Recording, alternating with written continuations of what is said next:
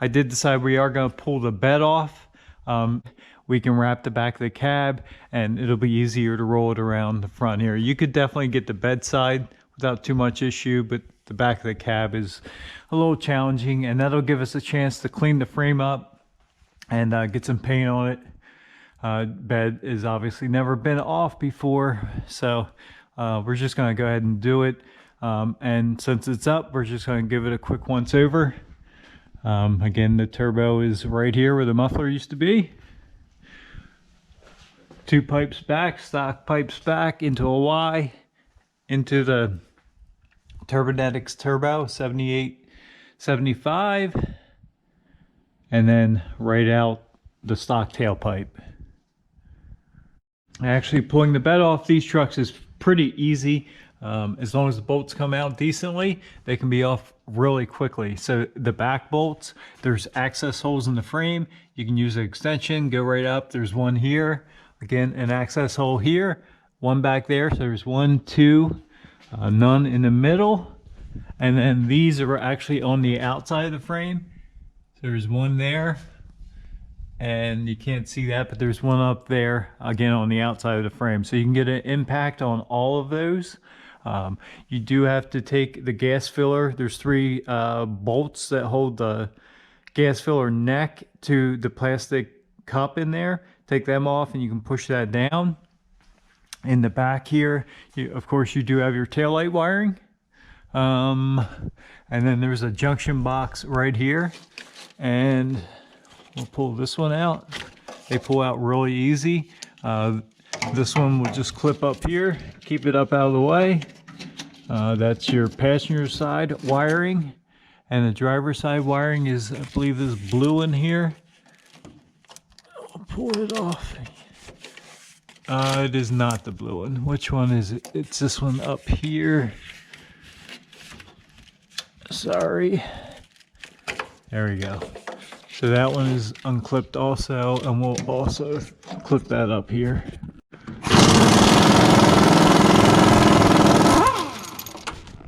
With those bolts out, 4 on this side, 4 on this side, and our bed's now loose. So we can actually move that around now. And I think that's actually all that's holding on. There might be a ground wire over here. Let's check. The ground wire actually bolts to the filler neck, so we are good. As you can see, this part is free, so that'll come right down. And yeah, I do believe we can actually lift the bed straight off of it now. Very, very quick to remove the beds on these trucks, as long as the bolts back out and they aren't rusty. Oh, and one thing, don't forget to remove, if you put it back on, your gas cap, because that will keep it from pulling through this plastic bucket. So before you lift the bed off, definitely remove that. You can put it back on later if you want. If you pop this little strap off here, there's a clip, you can put that back on to seal it back up. We are going to go ahead and take the bed liner out too. It's going to go back in, but as we wrap the bed sides, I don't want anything to be in the way, and we'll give us a chance to clean underneath. Like I said, I did buy this truck brand new. I installed the bed liner. It's a GMC. It came with the truck, but it had to be installed. The dealership was closed when I picked it up, so I threw it in there, and I know for a fact it's never been out since 2004 when the truck was new.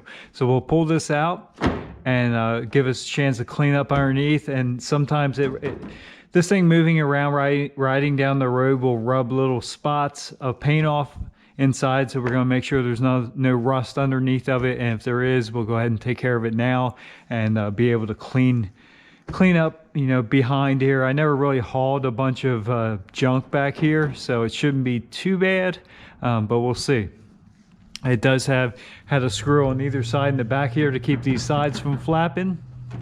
And then the easiest way is we're going to use an extension pole here. We're going to go, let me set you down here. We're just going to pull up the center of this, put the pole in, and we'll lift up. What that does, as you can see over here, I'll try and hold this with one hand. Gives us a chance to see how that comes through. So we can't stop there. As soon as we let this down, it's gonna push up on that bed rail, and it can and will bend it. So I'm gonna set this back down. I'm gonna set the camera down. Once you get one side the whole way out, then it'll just twist and pop right up out. It does have the cap on the front here that goes over the front, but it's not attached down at all. So yeah, let me get this pulled out. And once that's out, I never knocked my knockouts here either for the tie downs. And the reason for that is I didn't want, if I did haul junk in here, I didn't want it to fall down in behind the bed liner. So once we get this out, I can attach straps to the hooks inside here. And then we can put our forks in and lift this bed straight up. And once we get that side rail completely pulled out, like I said, now we can just lift this up and that side will just pull right out from under the rail, and then we'll carry it right back and take it out that door. With that out, you can see we got a little bit of junk up in the front there. Not too bad. Definitely a lot of dirt, or just kind of dust. But overall, it's just about the way it is when I put it in, just dirty. So, and as you can see here, especially on the floor, it does rub the paint.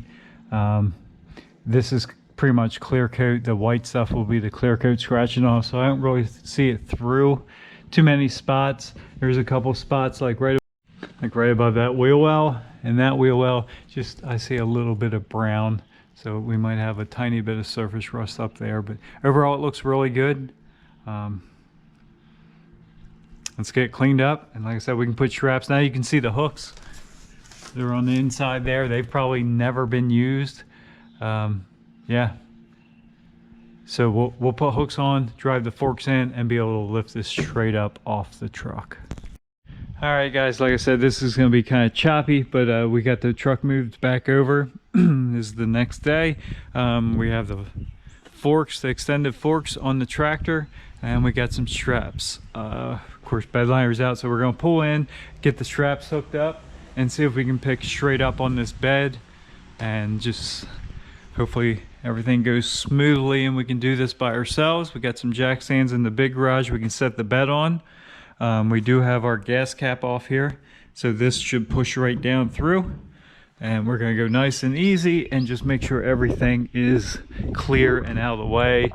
It's a little bit tight back here where it comes around the bumper cutout, so we do need to come straight up on it, and obviously we can't really move forward very much at all because it's close there.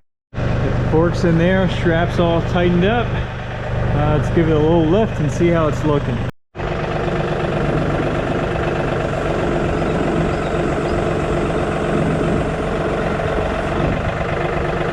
A little bit front heavy there.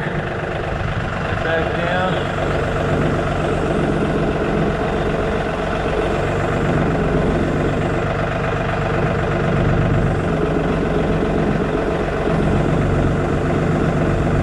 Nice and easy. Let's get out and see how that's looking. Make sure that we're really good back here. All right, we definitely got to watch here. So we got to let the front end down a little bit.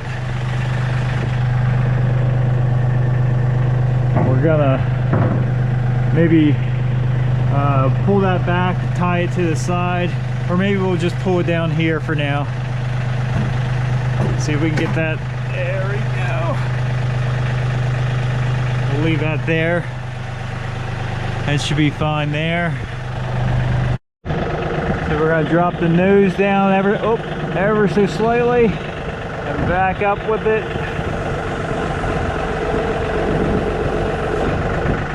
We'll have to keep this is not self-leveling, so we'll keep after doing it ourselves.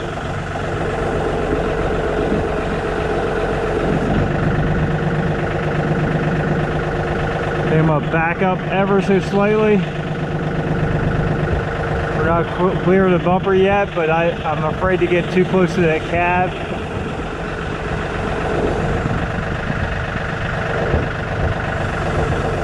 All right, now we can come back a little more and up.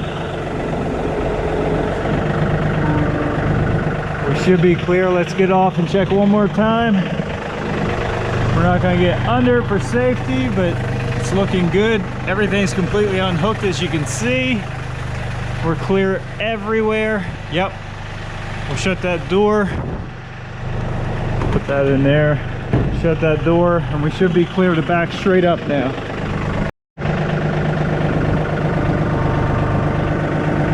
Nice and easy, nice and gentle. We'll have to go up a little bit more. Yep. Nice. One man job. We don't have it set down yet. I don't want to speak too soon. Alright, I'm going to lower this thing down and try and level it as we go.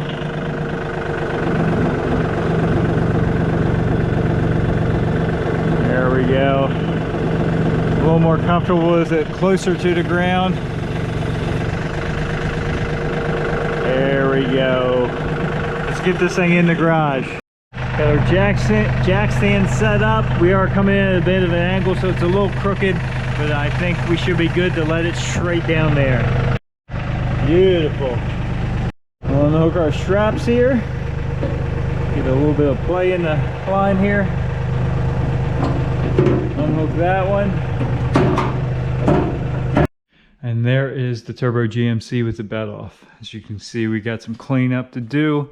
Frame, it's not bad. It's got the normal, like, slight surface rust on it.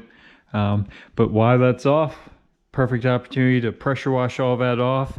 Try and get the old under the factory wax coating off. And we will go ahead and paint all of this frame and make it as nice as we can without going crazy. But here's a good shot of the turbo system. We got the turbo blanket on the back part, but the 7875 Turbonetics ceramic ball bearing and the Turbo Smart wastegate comes out up over the frame rail and then right up the rocker panel up to the intercooler. Here's our TurboWorks EXA oil scavenge pump. Pumps everything back up.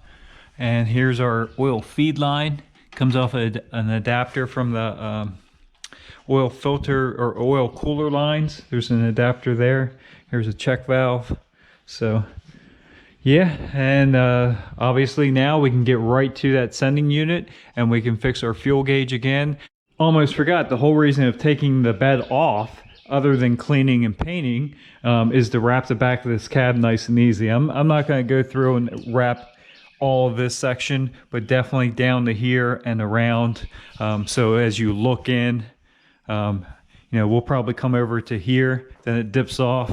You can see the dirty spot where you can't reach in there with your hand to wash.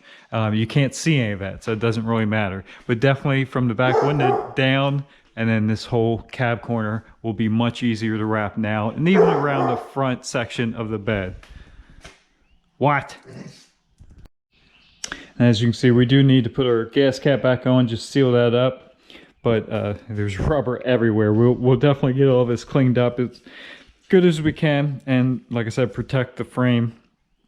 Here's another good shot. Here's where we got our Y-band O2 in the tailpipe, and it's this far back because the turbo's that far back, and they really want the Y-band after the turbo. So